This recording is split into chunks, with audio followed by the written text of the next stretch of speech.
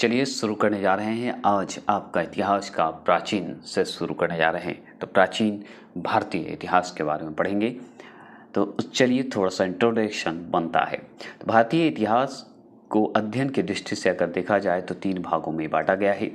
प्राचीन इतिहास भारत और मध्यकालीन भारत और आधुनिक भारत, जिसमें से आधुनिक भारत मॉडर्न हिस्ट्री हो चुका है, मिडिवल हिस्ट्री भी हो चुका है। आपका अब बच रहा है एशियन हिस्ट्री, जो कि प्राचीन भारत, जो कि हम पढ़ेंगे। तो मेरा तरीका पढ़ाने का है कि मॉडर्न पढ़ाइए, फिर मिडिवल पढ़ाइए, तब एशियन पढ़ाइए, क्योंकि बहुत बड़े बड़े टीचर जो हैं एशियन से ही शुरू करते हैं और मॉडर्न पे जाते जाते समाप्त करते हैं। लेकिन बहुत जो लोग हैं मेरे पढ़ने वाले स्टूडेंट, वो उब जाते हैं और छोड़ देते हैं, इसलिए मैंने मॉडर्न को उठाया था। तो चलिए आज शुरू करने जा रहे हैं, जिसमें एशियन का ख़त्म कर देंगे, उसे फिर वीकली ऐड करके आपको महामैराथन में दे दिया जाएगा, जो कि अभी वक्त लगेगा। जिसमें देखिए सर्वप्रथम किस इतिहासकार को इतिहास को 3 भागों में बांटने का श्रेय प्राप्त है? तो और किसी को नहीं, जर्मन के इतिहासकार हैं क्रिस्टोफस। ठीक है, क्रिस्टोफस बोला जाता है इन्हें, क्रिस्टोफस भी बोल सकते हैं, क्रिस्टोफ भी बोल सकते हैं, और सेलियरस। क्या बोलेगा? सेलियरस बोलेंगे। ठीक है, तो चलिए अब शुरू करते हैं जो है प्राचीन भारतीय इतिहास के स्रोत। बहुत ही इंपॉर्टेंट और वीवीआई क्वेश्चन, इससे जितने क्वेश्चन बनने चाहिए सारे बनते हैं, और इसमें सारे इंपॉर्टेंट क्वेश्चन बनेंगे, जो कि मैं बता दूंगा कि कहाँ पे बनता है। तो इस बार आप बीपीएससी वाले लोगों के लिए स्पेशली मैं बता रहा हूँ, जिनका हिस्ट्री है वो याद रखिएगा कि वो आप छोड़िएगा नहीं। और अगर 1 to 5 का तैयारी कर रहे हैं बीपीएससी का, तो वो भी नहीं छोड़िएगा।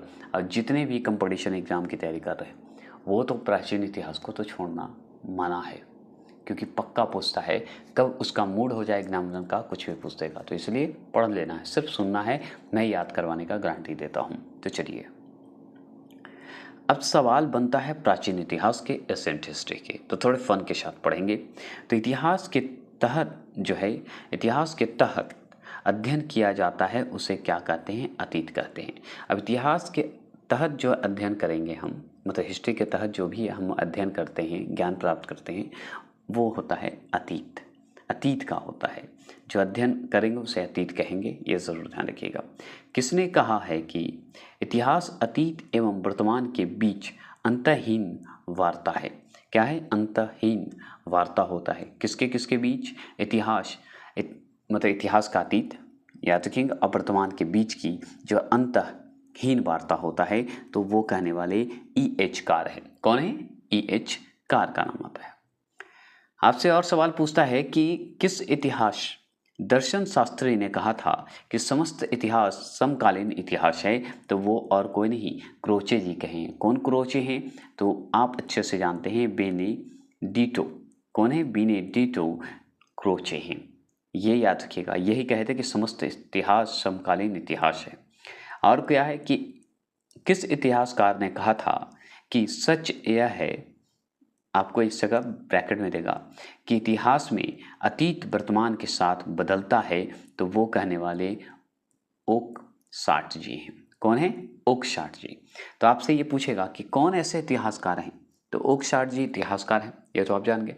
तो इतिहासकार जी ने कहे थे, ओक शार्ट जो हैं इतिहासकार जो हैं, कहे थे कि सच यह है कि इतिहास में अतीत वर्तमान के साथ बदलता है।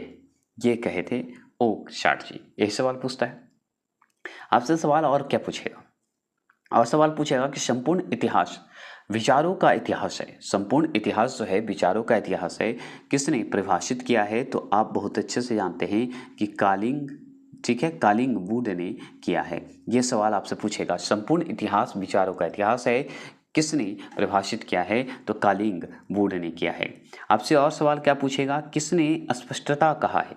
स्पष्टता, स्पष्ट रूप से एक तरह से लिखा हुआ है, स्पष्टतः कहा है कि इतिहास के समस्त निष्कर्ष युक्ति संगत सच्चों पर आधारित होता है।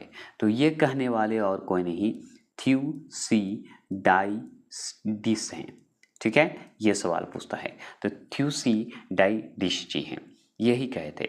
तो ये सब इंपॉर्टेंट नहीं है, जो हाँ ये इंपॉर्टेंट है। क्यों भाई? इतिहास के पिता की उपाधि किसे प्राप्त है? तो हेरोडोटस का। ये सवाल पूछता है कि इतिहास के पिता की उपाधि किसे प्राप्त है भाई? तो हेरोडोटस को। ये बता दीजिएगा। आपसे और सवाल क्या पूछेगा कि इतिहास अपने को दोहराता है, इतिहास अपने को दोहराता है, यह कथन किसका है? तो हीगेल का है। सिर्फ सुनते जाएगा, ठीक है।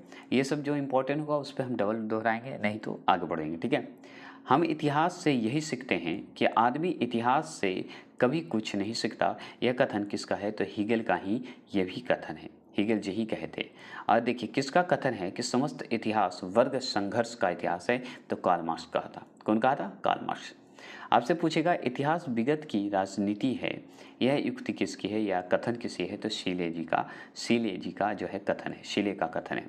यहाँ पे पूछता है इतिहास स्वतः मात्र एक विज्ञान है, इससे कम नहीं और इससे अधिक नहीं, यह कथन कहे थे व्यूरी, व्यूरी जी कहे थे। ये ज़रूर ध्यान रखिएगा। बोले थे कि इतिहास मतलब न कम है न ज़्यादा है, यही कहने का मतलब है इनका, व्यूरी जी का।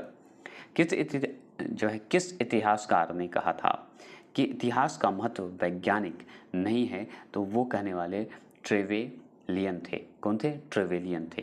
तो ट्रेवेलियन का नाम आता है। आपसे पूछेगा प्राचीन भारतीय इतिहास के अध्ययन के कितने स्रोत हैं? तो 3 स्रोत हैं। कौन है भाई? आप सोचिए, हम जानते हैं कि 3 स्रोत में बांटा गया है हिस्ट्री को, लेकिन आप प्राचीन इतिहास को जानना है, उसके अध्ययन को जानना है, तो कितने स्रोत में? 3 स्रोत में जानना होगा। सबसे पहला स्रोत है पुरातात्विक स्रोत, दूसरा है साहित्य स्रोत और तीसरा विदेशियों के वृत्तांत। ये 3 आपको बताने हैं, तो इम्पोर्टेंट हुआ। आपसे पूछेगा कि प्राचीन भारत के इतिहास जानने के सबसे मुख्य स्रोत क्या है? तो पुरातात्विक स्रोत है। तो पुरातात्विक स्रोत से हमको अपने भारत के इतिहास को जानने में आसानी होता है। ये सवाल पूछता है। पुरातात्विक स्रोत के अंतर्गत सबसे प्रामाणिक स्रोत कौन सा है? तो अभिलेख है। अभिलेख सच में हमारे लिए बहुत ही प्रामाणिक है। अगर हमारा पुरातात्विक स्रोत को जानना है ना, तो अभिलेख बहुत ही काम आता है, सबसे प्रामाणिक स्रोत माना जाता है। और ये सवाल आपसे पूछा था बीपीएससी वाले के लिए, टीचर में नहीं पूछा था, ये बीपीएससी वाले के लिए पूछा था कि भाई पुरातात्विक स्रोत के अंतर्गत सबसे प्रामाणिक स्रोत कौन सा है, मतलब सबसे महत्वपूर्ण कौन सा है? तो अभिलेख माना जाता है, अगर पुरातात्विक की जानकारी लेनी है तो, है ना। अभिलेख कितने प्रकार के हैं? तो अभिलेख जो होता है 2 प्रकार का होता है, एक सरकारी अभिलेख होता है, एक निजी अभिलेख होता है, मतलब निजी क्षेत्र के अनुसार होते हैं। एक सरकारी अभिलेख होता है जो कि सरकार के तहत आप कर सकते हैं, ठीक है। एक सवाल और बनता है कि विश्व के सबसे प्राचीन अभिलेख कहाँ से प्राप्त हुए? तो ये सवाल, अब यहाँ से सवाल आप लोगों का सभी एग्जामों के लिए इम्पोर्टेंट बन जाएगा, क्योंकि यहाँ से सभी एग्जाम पूछेंगे। तो विश्व के सबसे प्राचीन अभिलेख कहाँ से प्राप्त हुए? तो एशिया का, ठीक है, एशिया माइनर के कौन सा? बोग जकोई नामक स्थान से हुआ था। तो आपसे पूछेगा विश्व के, विश्व का मतलब वर्ल्ड का पूछ रहा है, भारत का नहीं, वर्ल्ड का ही पूछ रहा है। तो वर्ल्ड के सबसे प्राचीन अभिलेख की अगर बात करें कहाँ से प्राप्त हुआ, तो एशिया माइनर के बोग जकोई से नामक स्थान से प्राप्त हुआ था, बोग जकोई से। ऐसे याद रखेंगे। अब चलिए, इस जितने भी अब क्वेश्चन बनेंगे इंपॉर्टेंट बनेंगे और सभी एग्जाम के लिए पॉइंट ऑफ व्यू से, तो आप सुनते जाइए सिर्फ, ठीक है। मैं बोलता हूँ पीडीएफ मैं टेलीग्राम पे दे दूंगा, पीडीएफ से भी आवश्यकता नहीं होती, बस सुनिए याद हो जाएगा। आपको ना नोट करना है ना कुछ करना है, नोट करने के लिए आप जाइए और बड़े बड़े यूट्यूबर से आप नोट कर सकते हैं, लेकिन याद करना है तो मेरे पास आइए, हम पक्का सिर्फ सुनिएगा, याद होगा। मैं इतना बार दोहराऊंगा कि आपके कानों को सुनाई देगा, अगर क्वेश्चन सामने होगा तो भूलिएगा भी नहीं। तो चलिए सुनते रहिए। सर्वप्रथम भारतवर्ष का जिक्र जो है किस अभिलेख में है? तो आप जानते हैं हाथी गुफा अभिलेख में है। भारतवर्ष का अगर जिक्र पूछते आपसे, अगर मान लीजिए आपसे कोई पूछे कि अच्छा भारत में रहते हैं सर, तो भारतवर्ष का जिक्र कहाँ हुआ है, किस अभिलेख में हुआ है, बता सकते हैं? तो जानिएगा तभी तो हाँ बताएंगे भाई, हाथी गुफा अभिलेख में हमारी चर्चा है, भारतवर्ष की चर्चा है ना, ऐसे चर्चा करेंगे। अब थोड़े फन के साथ चलेंगे, जितना जो इम्पोर्टेंट नहीं था उसे हम पढ़ के निकल गए, है ना, अब इम्पोर्टेंट आ गया। सर्वप्रथम दुर्भिक्ष का जानकारी जो है देने वाला अभिलेख है कौन सा, पता है? अब मान लीजिए सर्वप्रथम अगर दुर्भिक्ष की जानकारी की बात करेगा तो हम बोलेंगे सौर गौरा अभिलेख में, सौर गौरा अभिलेख में। ये भी सवाल आपसे पूछता है, अभी तक तो नहीं पूछा है तो छोड़ दीजिए, लेकिन हाँ भारतवर्ष का पूछा हुआ है इसलिए मैंने उस पर फोकस किया था। हाँ, अब देखिए एशिया माइनर के अभिलेख कब लिखा गया? तो आप जानते हैं 14वीं ईस्वी में लिखा गया था। मतलब 1400 ईस्वी में लिखा गया था। 14वीं ईस्वी नहीं, 1400 ईस्वी में लिखा गया था। तो आपसे पूछेगा एशिया माइनर के अभिलेख का जो है कब लिखा गया, तो 1400 ईस्वी में।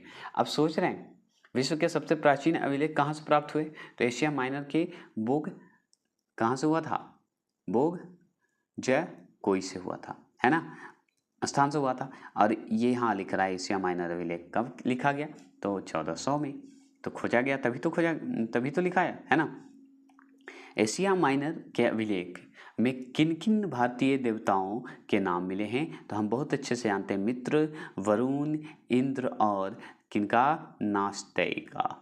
तो आपसे पूछेगा कि एशिया माइनर के अभिलेख में अगर पूछे कि भाई भारतीय देवता का नाम आया था तो कौन कौन देवता का नाम है ना, बताइएगा। तो हम बताएंगे भाई मित्र भगवान थे, वरुण भगवान थे, इंद्र भगवान थे और नास्तेय जी थे। ये भी भगवान के रूप में जाना जाता है। इस अभिलेख में इसकी चर्चा थी। कौन सी अभिलेख में, तो एशियाई माइनर के अभिलेख में। क्लियर हो गए। अब आपसे पूछेगा कि ईरान के सम्राट दारा प्रथम के द्वारा, ईरान के जो सम्राट हैं दारा प्रथम के द्वारा अगर पूछे, क्या पूछे, पर्सिपोलिस, ठीक है, पर्सिपोलिस एवं क्या है, वेहिस्तून, क्या है, वेहिस्तून का अभिलेख कब लिखवाया गया, तो 6ठी शताब्दी में लिखा गया।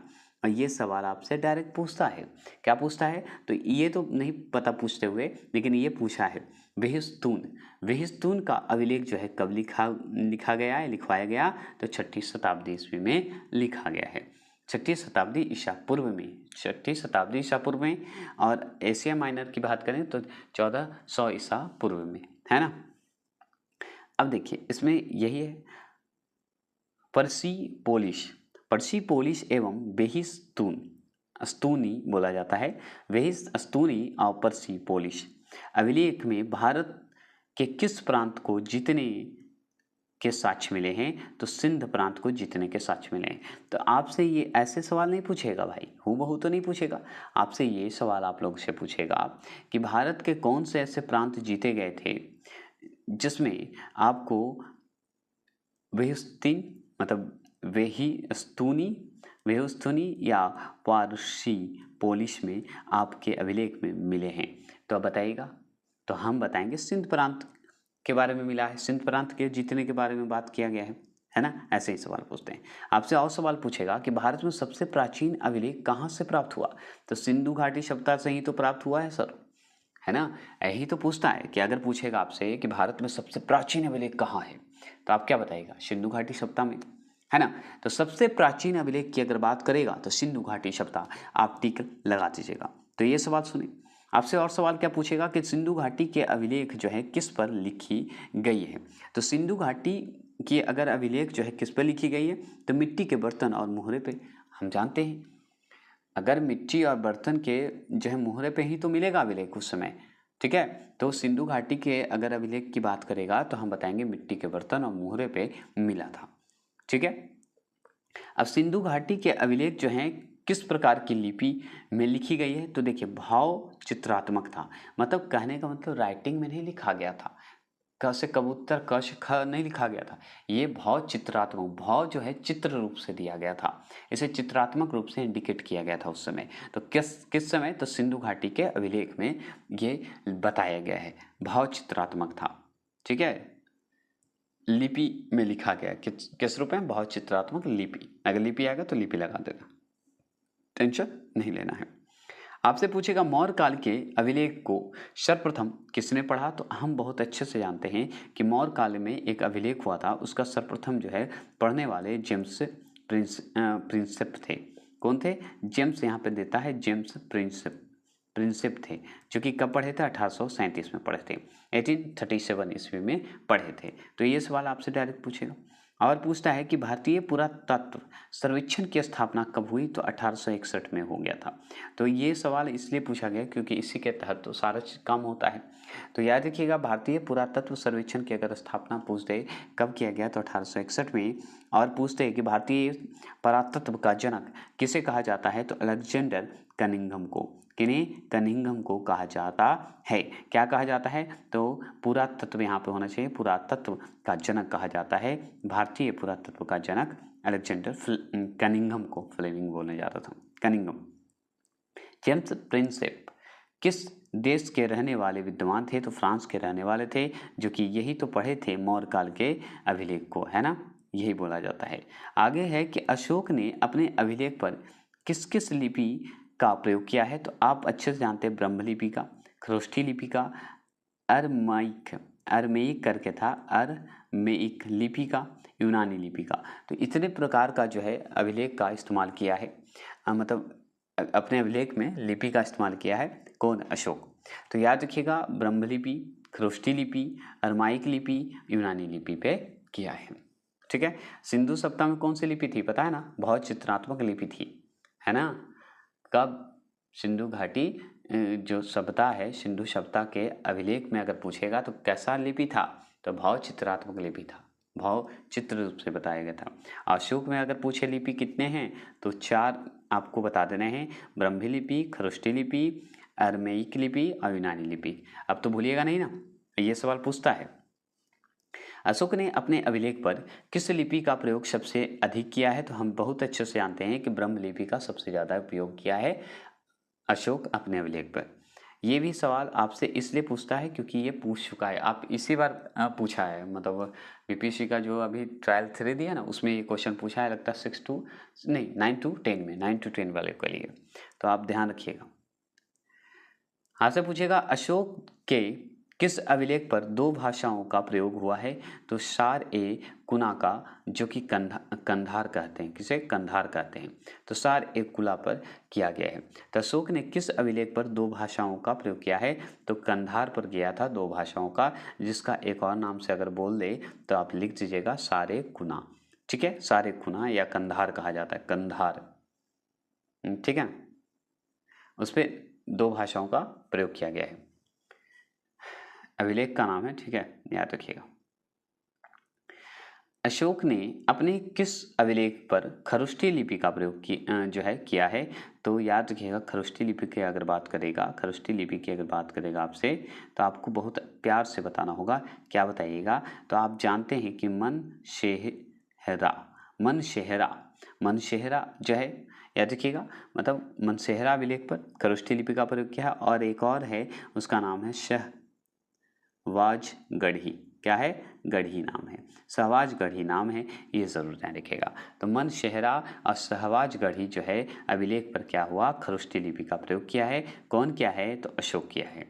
अब इसी में फिर से आ गया कि मनशेहरा और सहवाजी गढ़ी कहाँ स्थित है? तो पाकिस्तान में है, वर्तमान में पाकिस्तान में चला गया है, ये आप ये जानते हैं। तो मनशेहरा और सहवाजी गढ़ी जो है कहाँ स्थित है? ये पाकिस्तान में, जो कि अशोक ने इस पे जो है खरोष्ठी लिपि का प्रयोग किया था। और सवाल पूछता है कि अभिलेखों का अध्ययन क्या कहलाता है? तो एपिग्राफ कहलाता है, एपिग्राफ कहलाता है। या एपिग्राफी लिख दे या एपिग्राफ कर दे, कोई टेंशन नहीं लेना है, लिख देना है। ठीक है। आपसे पूछेगा कि भारत के किस अभिलेख पर पहली बार संस्कृत भाषा का प्रयोग किया गया? तो जूनागढ़ का अभिलेख पर। और ये सवाल पता है कन्फ्यूजन का कारण क्या होता है ना, बहुत लोग तो अशोक से जोड़ देता है इसको, बहुत लोग तो अलग ढंग से जोड़ देता है। और सवाल क्या पता है, भारत के कौन सा ऐसा अभिलेख है जो कि पहली बार संस्कृत की भाषा का प्रयोग किया है? तो जिस पे संस्कृत भाषा का प्रयोग किया गया है वो अभिलेख का नाम है जूनागढ़ अभिलेख। और ये इंपॉर्टेंट बनता है क्योंकि ये क्वेश्चन पूछता है, क्योंकि ये पहली बार बताता है। सर्वप्रथम भारत के विशुद्ध संस्कृत भाषा में लंबा अभिलेख किस राजा द्वारा जारी किया गया था? तो आप बहुत अच्छे से जानते हैं, शक क्षत्रिय रुद्र दमन के द्वारा। तो रुद्र दमन के द्वारा ही, जो याद रखिएगा, संस्कृत भाषा में लंबा अभिलेख जो है जारी किया था। यही राजा कौन? रुद्र दमन द्वारा। शक छत्र कथा, ठीक है ना, क्षत्रिय कहिए उसको। हाथी गुफा अभिलेख का संबंध जो है किस धर्म से है? तो जैन धर्म से है। और ये सवाल आपसे कितना बार पूछ चुका होगा, अब पूछा हुआ है, प्रीवियस ईयर में मेरा पढ़िएगा ना सार संग्रह, तो उसमें है। तो हाथी गुफा अभिलेख का संबंध जो है किस धर्म से है? तो जैन धर्म से है। और पूछता है ऐहोल अभिलेख से किसकी जानकारी मिलती है? तो ऐहोल अभिलेख से हम बता देते हैं चालुक्य शासक पुलकेशिन द्वितीय हर्षवर्धन का जो है मिलता है। तो ऐहोल याद रखेंगे, अहोल, ऐहोल बोलिए अहोल बोलिए, कोई दिक्कत नहीं है। ठीक है। तो अहोल या ऐहोल अभिलेख में किसकी जानकारी मिलती है? तो 3 चालुक्य शासक चालुक्य शासक पुलकेशन द्वितीय एवं याद रखिएगा हर्षवर्धन का मिलता है। तो चालुक्य शासक जो है पुलकेशन की बात करता है, दो ही है, चालुक्य शासक पुलकेशन द्वितीय की चर्चा करता है और हर्षवर्धन, यही दोनों का मिलता है ऐहोल अभिलेख में। ये सवाल याद रखिएगा, ठीक है। चालुक्य शासक पुलकेशन द्वितीय एवं हर्षवर्धन का मिलता है। ऐहोल अभिलेख को किसने लिखा? रवि कृति ने लिखा। रवि कृति जी ने लिखे थे, कौन सा? ऐहोल अभिलेख को लिखे थे। ये सवाल आपसे डायरेक्ट पूछता है। अब देखिए, प्रयाग जो है स्तंभ अभिलेख को किसने लिखा? तो हरिसेन ने लिखा था। तो पूछता है कि प्रयाग स्तंभ अभिलेख को किसने लिखा? तो हरिसेन लिखे। प्रयाग स्तंभ अभिलेख को किस भाषा में लिखा गया? तो संस्कृत भाषा में लिखा है। सोचिए, जूनागढ़ का तो सर्वप्रथम था, अब प्रयाग जो स्तंभ है अभिलेख पूछे तो संस्कृत भाषा में लिखा गया था। प्रयाग स्तंभ अभिलेख किसने लिखा? तो हरिसेन जी ने लिखे थे, ठीक है, हरिसेन जी लिखे थे। जैसे ऐहोल अभिलेख को किसने लिखा था? तो रवि कृति जी लिखे थे। और ऐहोल जो अभिलेख आप पढ़े सुने थे ऐहोल में, उसमें किसकी चर्चा थी? चालुक्य शासक पुलकेशिन द्वितीय और हर्षवर्धन की चर्चा थी, आप अच्छे से जानते हैं। आपसे और भी सवाल अब क्या बनेगा? अब देखिए, प्रयाग स्तंभ अभिलेख में किसके विषय में लिखा गया? तो समुद्रगुप्त के विजय के बारे में लिखा गया। लीजिए, यह भी चर्चा सुन लिए। तो किसके बारे में? समुद्रगुप्त के विजय के बारे में बताया गया है प्रयाग स्तंभ अभिलेख में, और ये संस्कृत भाषा में लिखा गया। कौन लिखा है? हरिसेन जी लिखे हैं। भारतीय इतिहास में पहली बार सती प्रथा का उल्लेख किस अभिलेख में किया गया है? तो आप बहुत अच्छे से जानते हैं, एरन अभिलेख में। तो एरन अभिलेख में क्या हुआ है? तो सती प्रथा का उल्लेख किया गया है प्रथम बार, ठीक है, भारतीय इतिहास के। अगर पूछे एरन अभिलेख को किसने लिखवाया था? तो आप जानते हैं गुप्त वंश के शासक भानुगुप्त ने लिखवाया था। कौन लिखवाया था? भानुगुप्त का नाम आता है जो कि एरन अभिलेख लिखवाया था। और ये एरन अभिलेख ही ऐसा है जो कि पहली बार सती प्रथा का जो है उल्लेख करवाया था अपने इसमें, किसमें? एरन अभिलेख में। नासिक के गुहालेख को किसने लिखवाया? तो बहुत अच्छा सवाल है, सतवाहन नरेश जो है पुलुमावी ने। कौन? पुलुमावी जी ने लिखवाया था। तो आपसे पूछेगा नासिक में जो गुहा लेख है को किसने लिखवाया था? तो सतवाहन नरेश पुलुमावी ने लिखवाया था। ये सवाल पूछता है। आपसे और पूछेगा मंदसौर अभिलेख को किसने लिखवाया था? तो मालवा नरेश यशोधर्मन ने। कौन? यशोधर्मन ने। तो ये सवाल पूछेगा कि मंदसौर अभिलेख जो है किसने लिखवाया? तो मालवा नरेश यशोधर्मन ने लिखवाया था। देखिए, अशोक ने बराबर की पहाड़ी गुफा में अभिलेख लिखकर किस धर्म के भिक्षुओं को दान में दिया था? तो आप बहुत अच्छे से जानते हैं, आजीवक संप्रदाय के भिक्षुओं को दिया था। किसको दिया था? तो आजीवक संप्रदाय के भिक्षुकों को दिया था। तो आजीवक संप्रदाय के भिक्षुकों को दिया था। ये देखिए, महत्वपूर्ण अभिलेख की अगर बात करें तो ये जुड़ा हुआ रहेगा, एक तरफ अभिलेख और शासक से संबंधित है। कौन से शासक से संबंधित है, ये सवाल है। जैसे देखिए, हाथी गुफा का अभिलेख जो है कौन से शासक से संबंधित है? कलिंग राजा खारवेल से संबंधित है, मतलब इनके बारे में चर्चित रहेगा, उनके समय की बात कर रहेगा। तो हाथी गुफा अभिलेख जो है कलिंग राजा खारवेल से संबंधित है। जूनागढ़, जिसे संस्कृत भाषा का सर्वप्रथम माना जाता है, जूनागढ़ अभिलेख, तो जूनागढ़ को गिरनार भी कहा जाता है अभिलेख। तो ये जो है रुद्रदमन से संबंधित है, रुद्रदमन उस जो है शासक से संबंधित है। नासिक अभिलेख जो है हम जानते हैं गौतमी बलश्री से संबंधित है अभिलेख है। जो प्रयाग स्तंभ जो लेख है अभिलेख जो है ये समुद्रगुप्त से संबंधित है, आप बहुत अच्छे से जानते हैं, उसके बारे में चर्चा है। ऐहोल अभिलेख जो है किससे संबंधित है? पुलकेशिन द्वितीय से, और एक और आता है हर्षवर्धन से, दोनों से संबंधित है। चालुक्य वंश के जो है चालुक्य शासक पुलकेशिन द्वितीय से संबंधित है और हर्षवर्धन से भी संबंधित है ऐहोल अभिलेख। दोनों की चर्चा है, इसमें नहीं दिया है, टेंशन नहीं लीजिएगा। मंदसौर अभिलेख में अगर बात करें तो याद रखिएगा मालवा नरेश यशोवर्मन, और यशोवर्मन की जगह पे यशोधर्मन भी दे देता है, टेंशन नहीं लीजिएगा। ये दोनों का नाम अपना अपना चेंज है, तो यशोवर्मन हो या यशोधर्मन एक ही है, ठीक है। तो दोनों में से एक ही आंसर देगा, टेंशन मत लीजिएगा, उन्हीं का नाम है यशोवर्मन, यशोधर्मन कर दिया है, ठीक है। ग्वालियर अभिलेख में अगर बात करें तो प्रतिहार नरेश भोज की बात करता है। तो ग्वालियर अभिलेख में जो है प्रतिहार नरेश भोज की बात करता है। भीतरी एवं जूनागढ़ अभिलेख की अगर बात करें तो स्कंदगुप्त से संबंधित है, स्कंदगुप्त शासक से संबंधित है। अगर पूछे देवपाड़ा अभिलेख की अगर बात करें तो बंगाल का शासक विजय सेन से संबंधित है। तो पूछता है कि देवपाड़ा अभिलेख जो है किससे संबंधित है, कौन शासक से भाई, तो बंगाल शासक विजय सेन से।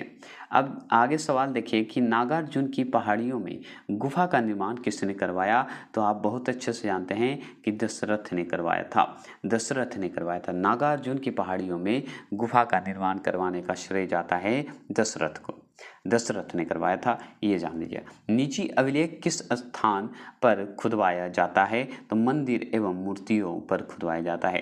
तो अगर पूछे निजी अभिलेख, देखिए दो था, सरकारी अभिलेख और निजी अभिलेख। तो सरकारी अभिलेख को मतलब राजा महाराजा से संबंधित था, राजा महाराजा जो है समझिएगा सरकार से मतलब गवर्नमेंट से संबंधित है, ऐसे याद करने का तरीका है। तो निजी अभिलेख जो है ये मंदिर एवं मूर्तियों में संबंधित था, मंदिर और मूर्तियों में करवाने का ये निजी अभिलेख कहलाता है, ठीक है। और जो राजा महाराजा, बड़े बड़े राजा महाराजा जो अपने नाम से या बड़े बड़े क्षेत्र पर करवाते हैं वो सरकारी आते हैं, क्या आते हैं, सरकारी अभिलेख से। तो ये दोनों मैंने क्लियर कर दिया, कंफ्यूज नहीं होइएगा आगे जाके।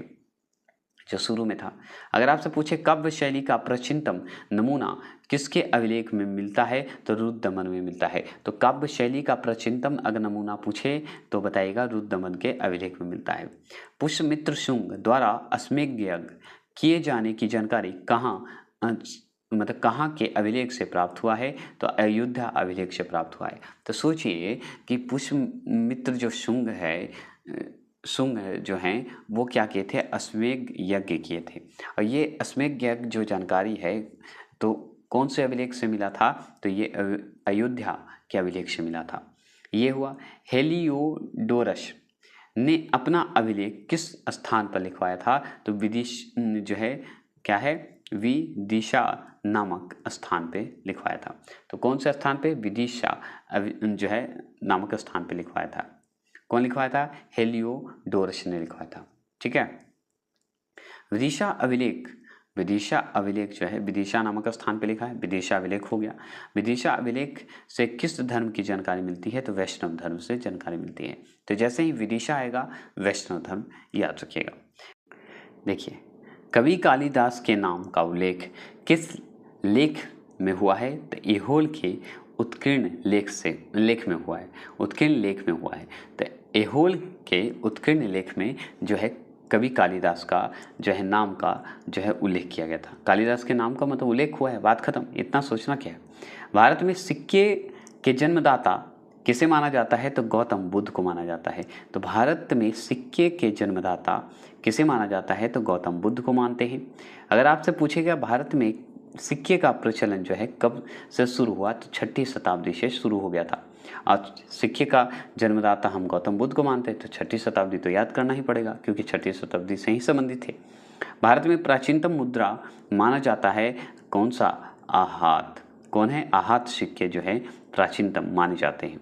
भारत के अगर प्राचीनतम पूछे, एशियन पूछे, मुद्रा करेंसी पूछे तो क्या बताइएगा, आहत सिक्के, ठीक है। भारत में सोने के सिक्के को सर्वप्रथम किसने जारी किए, तो हिंद यूनानी ने किए थे, इंडो ग्रीक ने किए थे। इंडो ग्रीक को ही हिंदी यूनानी कहते हैं, जो कि क्या किए थे कि भारत में सोने के सिक्के की बात करेगा तो हम हिंदू यूनानी याद रखेंगे या इंडो ग्रीक उन्हीं का नाम है। भारत के किस राजवंश के शासकों ने सबसे शुद्ध सोने के सिक्के जारी किए थे, तो वो कुषाण राजवंश किया था। तो जैसे ही पूछेगा भारत के कौन सा राजवंश है जो कि सबसे शुद्ध सोने की जो है सिक्के जारी किया, सबसे शुद्ध है, तो आप बताइएगा कुषाण राजवंश। अगर पूछे सोने के सिक्के का जो है सर्वप्रथम किसने जारी किया, तो हिंद यूनानी ने किया था। ऐसे हो गया। अगर आपसे पूछे भारत में किस राजवंश के शासकों ने सबसे अधिक सोने का सिक्का जारी किया, तो गुप्त वंश के शासक ने किया। देखिए सबसे शुद्ध सोने सिक्के जारी करने वाला कुषाण राजवंश था, ठीक है। और सोने का सिक्का का जो है सबसे प्रथम जो है उपयोग कौन किया, हिंदी यूनानी किया। लेकिन आपसे पूछेगा सबसे ज़्यादा सिक्का, सोने का सिक्का जो है सबसे जो अधिक कहिए सोने का सिक्का जो है जारी करने वाला कौन था, तो हम गुप्त वंश के शासक को कहेंगे। देखिए भारत में सबसे ज़्यादा सिक्के किस काल में जारी हुआ, तो मौर्य उत्तर काल में। तो मौर्य उत्तर काल में जो है मौर्य उत्तर मतलब मौर्य वंश के समय ये सबसे ज़्यादा सिक्के जो हैं जारी हुए थे, उसी के काल में सबसे ज़्यादा। ठीक है, देखिए भारत में सर्वप्रथम सीसे सिक्के किस वंश के शासकों ने जारी किए, तो सातवाहन राजवंश ने।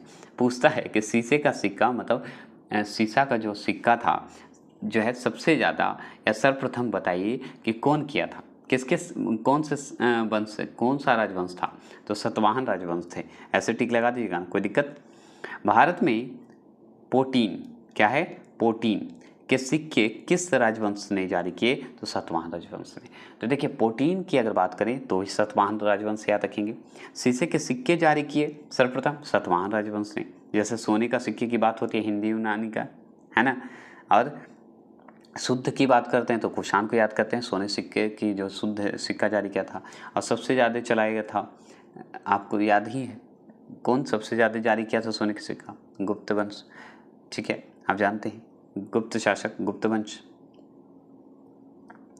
आगे चलेंगे। कुषाण वंश के शासक कनिष्क ने अपने सिक्के पर किसका चित्र अंकित करवाया था, तो गौतम बुद्ध का जो है चित्र का अंकित करवाया था। कौन, कुषाण जो वंश का शासक कनिष्क ने। ठीक है, गौतम बुद्ध का जो है अंकित किया था सिक्के पे। किसके सिक्के पर वीणा बजाते हुए चित्र अंकित है, तो समुद्रगुप्त के जो है सिक्के पर जो है समुद्रगुप्त जो है वीणा बजा रहा है उसको जो है सिक्के पे चित्रित किया गया, अंकित किया गया है। किस मुस्लिम शासक ने अपने सिक्के पर लक्ष्मी के चित्र अंकित करवाए थे, तो मोहम्मद गौरी ने करवाया था। देखिए अगर पूछे व्याघ्र शैली के जो हैं सिक्के सर्वप्रथम किसने जारी किए थे, तो व्याघ्र शैली के सिक्के अगर पूछे कि भाई सर्वप्रथम कौन जारी किया, तो समुद्रगुप्त नहीं, चंद्रगुप्त द्वितीय मतलब चंद्रगुप्त द्वितीय विक्रमादित्य ने करवाया था। तो चंद्रगुप्त विक्रमादित्य बोला जाता है जो कि व्याघ्र शैली के सिक्के सर्वप्रथम जारी किया था। ठीक है, ये सवाल आपसे पूछेगा। अगर पूछेगा सिक्के के अध्ययन को किस नाम से जाना जाता है, तो बहुत अच्छे से जानते हैं कि क्या जानते हैं, न्यूमस्मेटिक्स के नाम से जाना जाता है। तो न्यूमस्मेटिक्स के नाम से जाना जाता है। इस क्वेश्चन को देखिए कि स्थापत्य के अंतर्गत किसका अध्ययन किया जाता है, तो भवन, मंदिर, गुफा, स्तूप, विहार और चैत्य इत्यादि का किया जाता है। तो आपको पूछेगा स्थापत्य के अंतर्गत अगर पूछे किसका अध्ययन करते हैं, तो स्थापत्य में समझिएगी स्थापना से संबंधित है। तो भवन का, मंदिर का, गुफा का, स्तूप का, विहार का, चैत्य का, तो यही तो है स्थापत्य के अंतर्गत आता है। इसी का तो अध्ययन करते हैं। तो स्थापत्य वही होता है, स्थापत्य मतलब स्थापना से जोड़ के रखिएगा। देखिए इस सवाल को देखिएगा, भारत में मंदिरों का निर्माण जो है कितने शैलियों में की गई है, तो आप अच्छे से जानते हैं 3 शैली में, द्रविड़ शैली, नगर शैली और आपका वैशाली शैली। तो द्रविड़ शैली जो है जितने भी साउथ के मंदिर हैं वो द्रविड़ शैली में आते हैं। नागर शैली की अगर बात करें तो उत्तर भारत से संबंधित, और वैशाली शैली जो है उत्तर भारत कहिए से संबंधित तो है ही। आपको द्रविड़ शैली का कुछ हिस्सा मिलेगा और नागर शैली का कुछ हिस्सा, उसी को मिलकर बनता है वैशाली शैली, जो कि हम आगे पढ़ेंगे। जैसे देखिए कि उत्तरी भारत की अगर बात करें में मंदिरों का निर्माण किस शैली में किया गया है, तो नागर शैली के रूप में किया गया। तो उत्तर भारत के मंदिर जो भी बनते हैं नागर शैली के रूप में बनते हैं। आपसे पूछेगा भारत में नागर शैली का सबसे उत्तम मंदिर जो है कौन है, तो आप जानते हैं 10वां अवतार मंदिर है। क्या है, 10वां अवतार का मंदिर है, बहुत इंपॉर्टेंट है, जो कि उत्तर प्रदेश में पड़ता है। तो दसम अवतार बोल सकते हैं, 10वां अवतार भी बोल सकते हैं। तो 10वां अवतार का मंदिर जो है कहाँ है, यूपी में है, जो कि नागर शैली पे ये मंदिर बनाया गया है। ठीक है, आपसे पूछेगा भारत में द्रविड़ शैली का सबसे उत्तम जो है मंदिर कौन है, तो हम बहुत अच्छे से जानते हैं कि राजा राजेश्वर जो है ये बनवाए थे, जो कि राजा राजेश्वर मंदिर के नाम से जाना जाता है, और ये तंजौर के बृहदेश्वर मंदिर के नाम से भी जाना जाता है।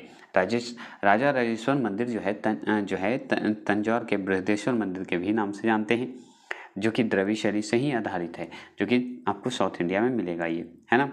भारत में वेशर शैली को ही हम लोग ये कहते हैं, क्या कहते हैं, देखिए यहाँ पे वैशाली शैली कहते हैं, उसी को बेशर शैली भी कहते हैं, ये ज़रूर ध्यान रखिएगा क्योंकि कंफ्यूज मत होइएगा।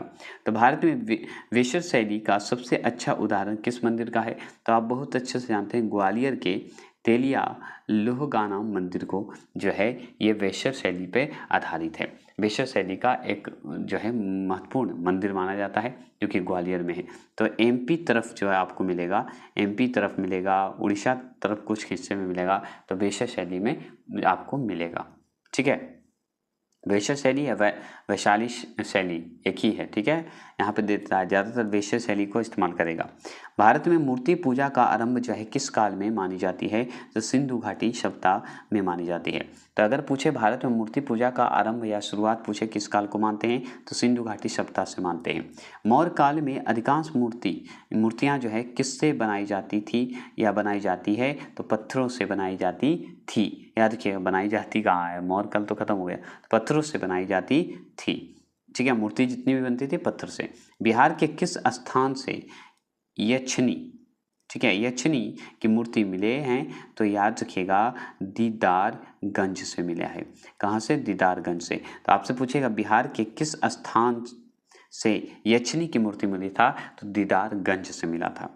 ये सवाल बहुत इंपॉर्टेंट है। गंधार शैली की मूर्ति पर किसका अधिक प्रभाव है? तो यूनानी कलाकारों का अधिक प्रभाव था। तो गंधार शैली था एक, उस पर मूर्ति का अगर देखा जाए बनाया हुआ, तो उस पर सबसे अधिक प्रभाव है यूनानी कलाकारों का, सबसे ज़्यादा प्रभाव था मूर्ति जो गंधार शैली पे। ठीक है, जो मूर्ति बनाए थे। गंधार कला की मूर्तियों पर किस यूनानी देवता का प्रभाव है? तो आप अच्छे से जानते हैं कि अपोलो देवता का प्रभाव है। तो अपोलो देवता का ये प्रभाव है। आपसे और पूछेगा कि मथुरा कला के मूर्तियों पर अधिक प्रभाव है, तो हम बहुत अच्छे से जानते हैं कि भारतीय कलाकारों का ये है। मथुरा कला की मूर्तियों पर अगर देखा जाए तो अधिक प्रभाव किसका है? तो हमारे भारतीय कलाकारों का सबसे ज़्यादा प्रभाव है मथुरा पर, है ना। मथुरा कला की मूर्तियों पर किसकी जो है विशेषता है? तो अध्यात्म की बात करता है, आध्यात्मिकता की बात करता है, उससे जुड़ा हुआ था। अगर आपसे पूछे मथुरा कला में गौतम बुद्ध को किस रूप में दिखाया गया है? तो शांत मुद्रा में तपस्या करते हुए दिखाया गया है मथुरा कला में। ठीक है, ये ध्यान रखिएगा, गौतम बुद्ध को दिखाया गया। अजंता की गुफा का चित्र का संबंध जो है किस धर्म से है? तो हम बहुत अच्छे से जानते हैं बौद्ध धर्म से है। तो अजंता की गुफा का अगर चित्र पूछे किससे है, तो बौद्ध धर्म से संबंधित है। अगर आपसे पूछे कि एलोरा की गुफा में किस धर्म की चित्र मिलते हैं, तो जैन धर्म, बौद्ध धर्म और ब्राह्मण जो है धर्म को मिलता है, मतलब हिंदू धर्म की बात करता है। तो हिंदू धर्म की कला मिलता है।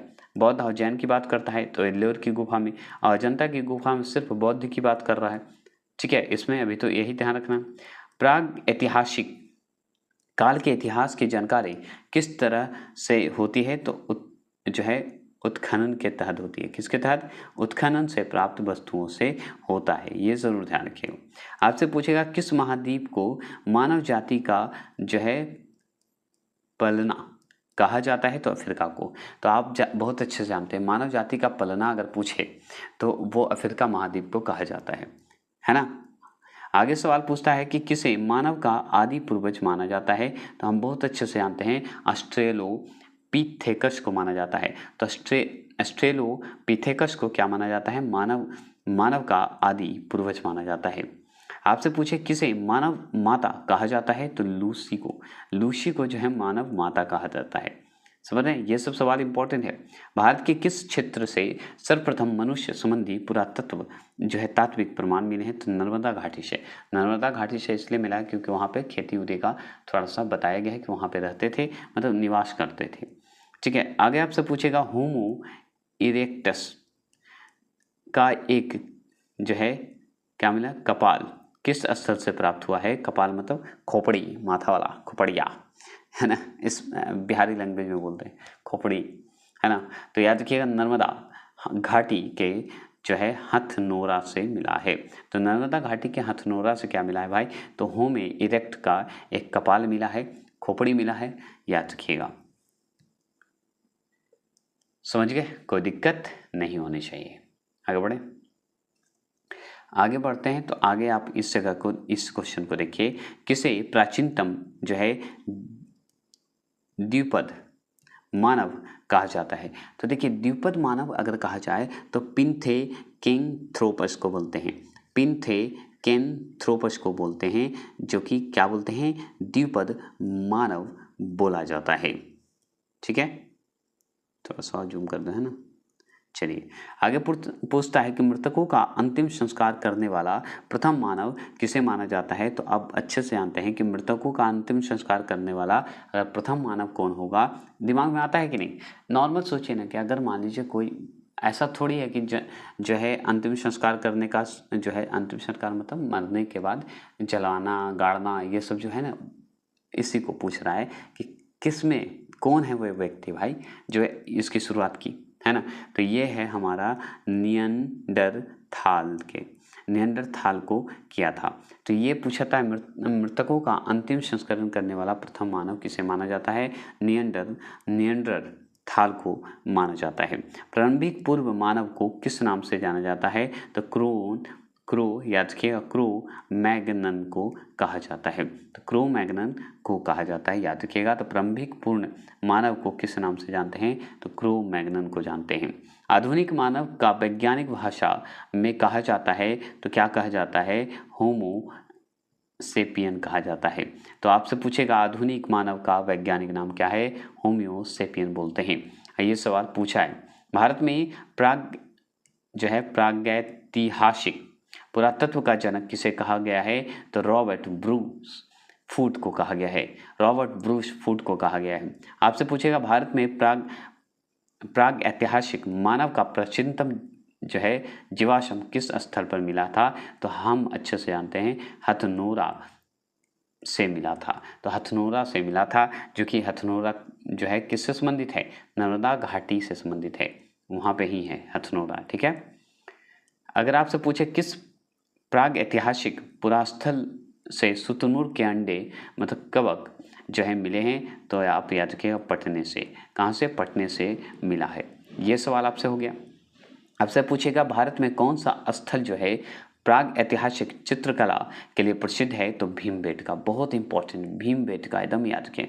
बेतका भी बोला जाता है, भीमबेटका भी बोला जाता है, ये याद रखेंगे। तो आपसे पूछेगा भारत में कौन सा ऐसा स्थल है जो कि प्राग ऐतिहासिक चित्रकला के लिए प्रसिद्ध है, तो भीमबेटका है। आपसे पूछेगा प्राग ऐतिहासिक काल का कौन सा स्थल जो है ताम्रवती के नाम से प्रसिद्ध है, तो आप अच्छे से जानते हैं अहाड़। कौन है, अहाड़, याद रखिएगा। आपसे पूछेगा कि कौन सा प्राग ऐतिहासिक स्थल जो है मालवा संस्कृत का प्रारूप स्थल है, तो याद रखिएगा नवदा टोली कहा जाता है, जो कि एमपी में पड़ता है। तो नवदा टोली को कहते हैं, ये प्रारूप स्थल के रूप में जानते हैं। तो याद रखिएगा नवदा टोली प्राग ऐतिहासिक स्थल जो कि मालवा संस्कृत का प्रारूप स्थल है, ये ध्यान रखिएगा। अगर आपसे पूछे वनाश संस्कृत किस संस्कृत का दूसरा नाम है, तो याद रखिएगा अहाड़ संस्कृत का जो है दूसरा नाम है, जो कि अहाड़ जो संस्कृत है आप जो देख रहे हैं एक और नाम से जानते हैं, जो कि बनास संस्कृत से, बनास संस्कृत को एक और नाम से जानते हैं, क्या नाम से, अहाड़ संस्कृत से। समझ गए, कोई दिक्कत नहीं। आपसे पूछे गए भारत में मिट्टी के बर्तन का निर्माण सबसे पहले कब हुआ, तो हम बहुत अच्छे से जानते हैं कि नवपाषाण काल में हुआ था। तो आपसे पूछेगा भारत में मिट्टी के बर्तन का जो है निर्माण सबसे पहले नवपाषाण में हुआ। भारत में पहली बार चित्रित धूसर मृतभांड का प्रयोग कब किया गया, तो ताम्रपाषाण काल में। तो जैसे ही धूसर मृतभांड की बात हो गई, चित्रित धूसर मृतभांड की बात करेगा तो ताम्रपाषाण काल जो है बोलेंगे, क्योंकि भारत में पहली बार ताम्रपाषाण काल में ही हुआ था। ठीक है, किसे आग की खोज करने का श्रेय दिया जाता है, तो आप अच्छे से जानते हैं कि होमो इरेक्टस को जो है कहा जाता है, कि आग की खोजने का श्रेय जो है होमो इरेक्टस को। और होमो इरेक्टस की जो खोपड़ी जो था, आप पढ़े थे ना, खोपड़िया से जुड़ा हुआ था, उसका नाम बताइएगा, क्या पढ़े थे हम लोग, होमो खोपड़िया का बताइएगा। ठीक है, पढ़े थे ना, इसकी चर्चा किए हैं होमो इरेक्टस का। बस इतना भी जान लीजिए कि आग के खोजने का श्रेय जाता है। आगे चलेंगे। आग का आविष्कार किस काल में हुआ, तो पुरापाषाण काल में हुआ था आग का अगर आपसे पूछे आग का खोज तो पूरा पाषाण काल।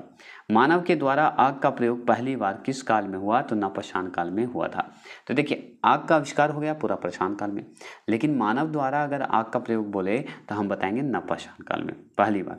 अगर पूरा पाषाण काल में लोग जो है कहाँ पर रहते थे तो पर्वत की गुफाओं में रहते थे।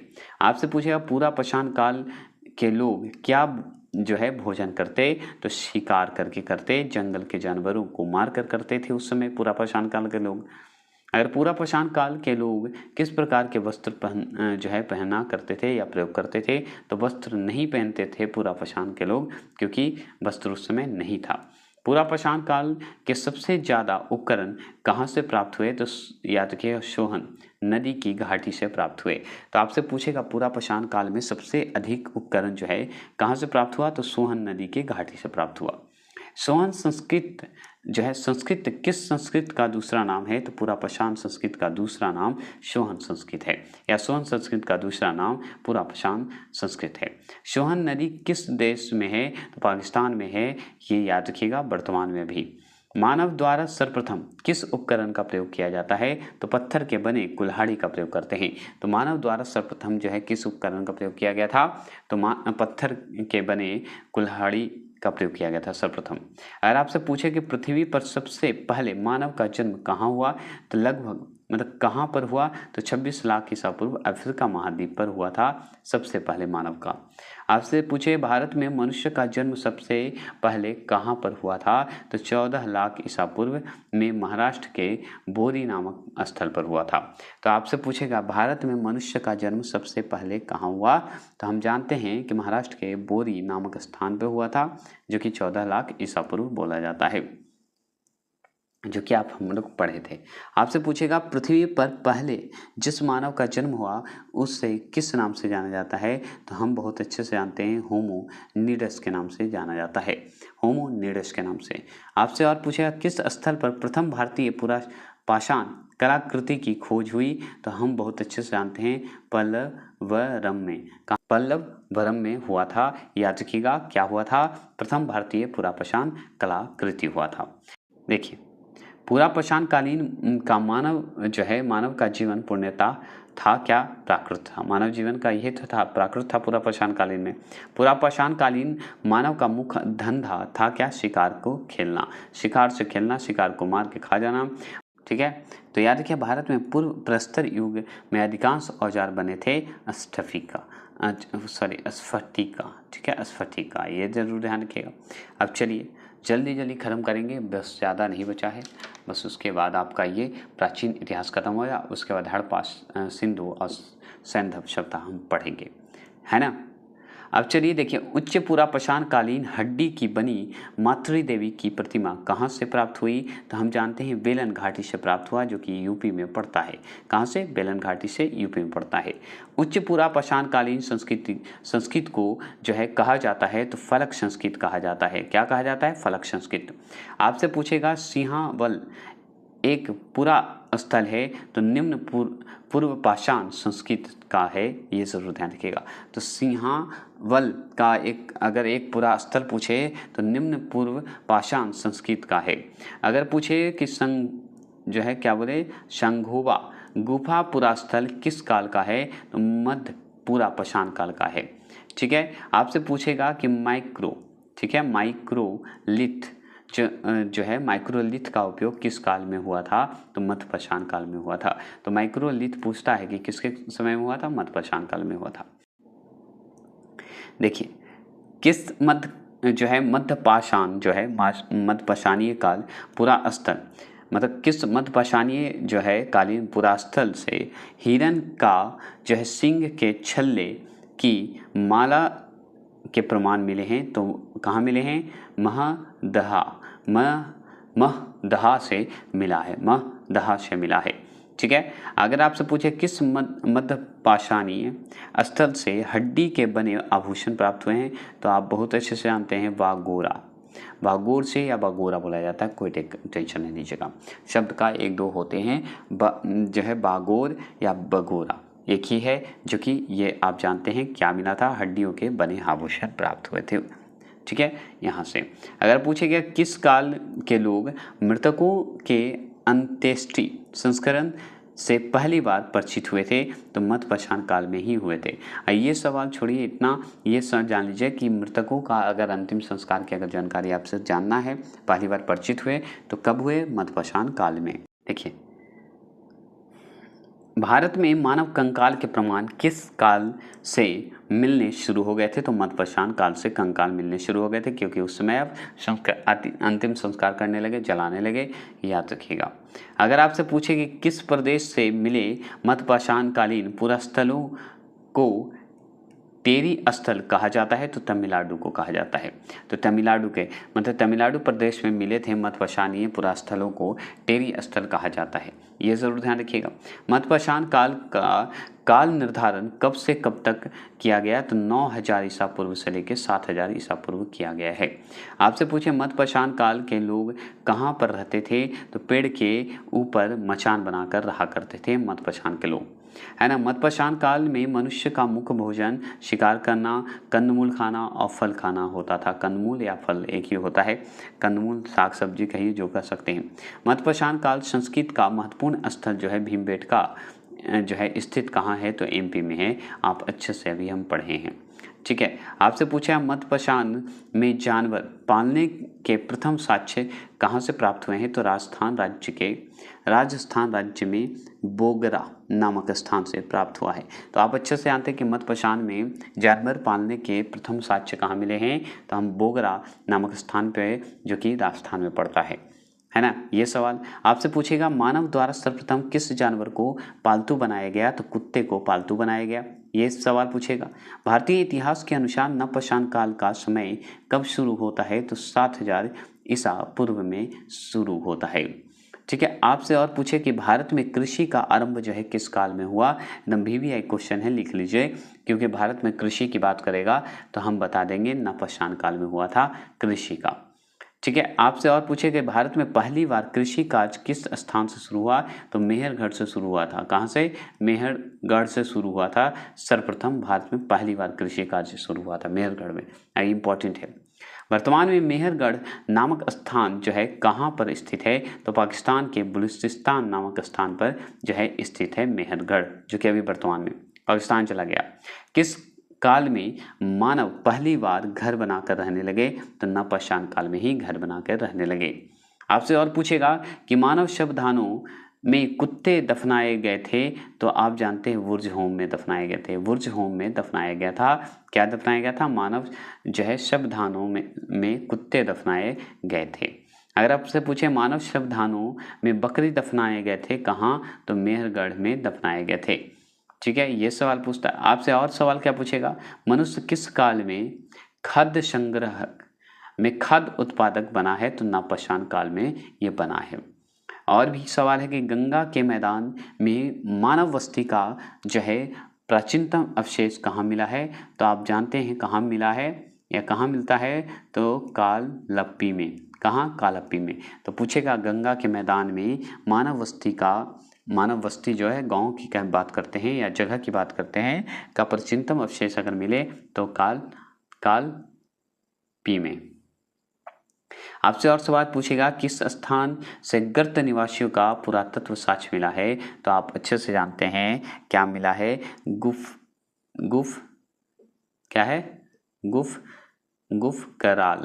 गुफकराल मिला है। क्या मिला है? गुफकराल मिला है। ये सवाल आपसे हो गया। आपसे पूछेगा कि राख के टीले किस क्षेत्र की नवपाषाणिक संस्कृति से संबंधित है? तो दक्षिण भारत से संबंधित है। क्या? राख के टीले। अगर आपसे पूछे भारत में किस नवपाषाणिक स्थल को सर्वप्रथम सूचित किया गया है? तो आप अच्छे से जानते हैं कि लिंगशूगुर के जो है सर्वप्रथम सूचित किया गया था। तो भारत के किस नवपाषाणिक स्थल की बात करता है? तो लिंगशूरु की बात करता है, कि जो कि सर्वप्रथम सूचित किया गया है। अंडरग्राउंड तरह, ठीक है, अंडरग्राउंड तरह ही मकान नवपाषाण काल में कहाँ से प्राप्त होता है? तो बुर्ज होम से ही प्राप्त होता है, जो कि जम्मू कश्मीर में पड़ता है। ये भी क्लियर। और चलिए, और ये जो चैप्टर है ये हम ख़त्म करके फिर हड़प्पा, सिंधु और सैंधव चालू करेंगे। तो आप देख लीजिए, नवपाषाण काल में चावल उपजाने का प्रथम साक्ष्य कहाँ से प्राप्त हुआ? तो आप अच्छे से जानते हैं कि यूपी उत्तर प्रदेश हुआ। उत्तर प्रदेश के कौन सा? तो कोल्डी हवा से प्राप्त हुआ था। क्लियर। आपसे और सवाल क्या पूछेगा कि बिहार राज्य के किस स्थान से हड्डी के बने औजार और उपकरण मिले हैं? तो हम बहुत अच्छे से जानते हैं कि सोनपुर से मिले हैं और चिरांद से मिला है। चिरांद एवं सोनपुर से मिला है। क्या मिला है? तो हड्डियों के बने औजार और उपकरण मिले हैं। वर्तमान में चिरांद स्थल जो है बिहार के किस जिले में है? तो हम जानते हैं सारण जिले में है। तो वर्तमान में अगर चिरांद स्थल की बात करें बिहार के किस जिले में है? तो सारण में है। मानव के द्वारा पहली बार वस्त्र का प्रयोग जो है कब किया गया? तो नवपाषाण काल में ही वस्त्र का सबसे पहले प्रयोग किया गया था। पूरा पाषाण तक तो समझिए कि वस्त्र है ही नहीं। पहली बार पत्थर के औजार को पॉलिश जो है कब की गई? तो नवपाषाण काल में। देखिए, पत्थर का औजार जो बनाया जाता था उस समय पॉलिश किया गया। तो कब किया गया? नवपाषाण काल में। अब वस्त्र भी अगर बात करें नवपाषाण काल में, कृषि की बात करें तो नवपाषाण काल हम मानते हैं, है ना।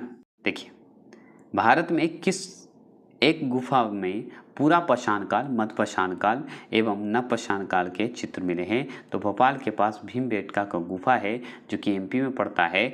वहाँ मिला है तीनों, पूरा पाषाण, मध्यपाषाण और नवपाषाण काल के चित्र मिले हैं। ठीक है। मानव द्वारा सर्वप्रथम प्रयुक्त धातु कौन सा है? तो तांबा है। मानव द्वारा जो होता है तांबा सबसे ज़्यादा होता है, आप जानते हैं। जो प्रयुक्त करते हैं हम लोग उपयोग करते हैं। विश्व स्तर पर तांबे की खोज सर्वप्रथम किस सभ्यता एवं संस्कृति के लोगों के द्वारा किया गया है? तो आप अच्छे से जानते हैं सुमेरिया सभ्यता में हुआ है। तो आपसे पूछेगा विजय स्तर पर, क्या विजय स्तर पर तांबे की खोज सर्वप्रथम किस सभ्यता एवं संस्कृत के लोगों के द्वारा किया गया है? तो याद रखिएगा सुमेरिया सभ्यता है। अब देखिए, सुमेरिया सभ्यता के लोगों के द्वारा तांबे की खोज कब की गई? तो 5000 ईसा पूर्व में की गई थी। ठीक है। अगर पूछे भारत में पहली बार किस सभ्यता के लोगों ने लिपि भाषा का प्रयोग किया है? तो हड़प्पा सभ्यता ने लोगों ने लिपि भाषा का प्रयोग किया है। ठीक है। आपसे पूछे भारत में बड़े बड़े गांव की स्थापना पहली बार कब की गई? तो ताम्रपाषाण काल में जो है की गई थी। बड़े बड़े जो है गांव की स्थापना हुई थी। ताम्रपाषाण काल के लोगों को मरने के बाद कहाँ पर दफनाया जाता था? तो कमरे के फर्श के नीचे ही दफना दिया जाता था। जहाँ सोते थे उसके कमरे के नीचे दफना दिया जाता था। उस समय ये था ताम्रपाषाण काल में। ठीक है। मरने वाले को ताम्रपाषाण काल के लोग मृदभांड कहते हैं, मतलब मिट्टी का जो बना हुआ को किस रंग से कलर किया? तो काले एवं लाल, जो कि मृदभांड करने मतलब घड़ा को कहते हैं। तो किस काले और लाल रंग से। देखिए, ताम्र निर्मित, ठीक है, ताम्र निर्मित सारथी युक्त रथ खिलौने किस स्थल से मिला है? तो आप अच्छे से जानते हैं दामाबाद से मिला है। कहाँ से? दामाबाद से। एक मिनट हम देख लें, वही है ना।